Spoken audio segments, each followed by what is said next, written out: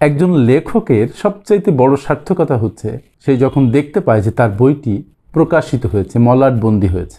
লেখক তখনই বেশি আনন্দিত হয় যখন তার বইগুলো পাঠকদের মধ্যে ছড়িয়ে পড়ে, পাঠকেরা পড়েন, আনন্দিত হন, উপকৃত হন।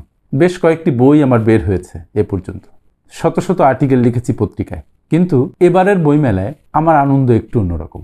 এই আনন্দের অন্যতম কারণ হচ্ছে আমার অনেক দিনের সাধনার ফল, the art of personal finance management, এই বইটি প্রকাশিত হওয়া। বইটি প্রকাশ করেছে ইত্যাদি গ্রন্থ প্রকাশ। বইটি অনলাইন অর্ডার করতে পারেন, রকমারি.com-এ বইটি পাওয়া যাচ্ছে। রকমারির অ্যারেঞ্জমেন্ট আছে দেশের বাইরেও বই পাঠিয়ে দেয়ার। এই বইটি কিনে অনেক পাঠক তার প্রতিক্রিয়া দিয়েছেন।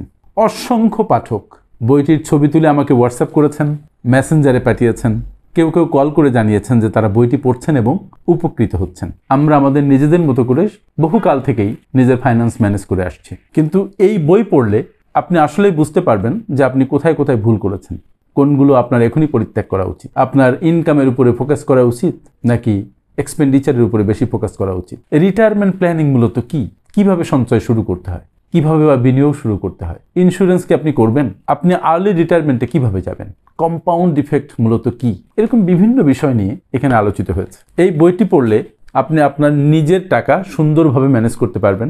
আপনি আপনার অর্জিত টাকাকে আপনার প্রয়োজনে সঠিকভাবে ব্যবহার করতে শিখবেন এবং রিটায়ারমেন্টের পরেও আপনি একটা সুন্দর স্বর্ণালী সময় কাটাতে পারবেন। অর্ডার করতে ভিজিট করুন রকমারি.com।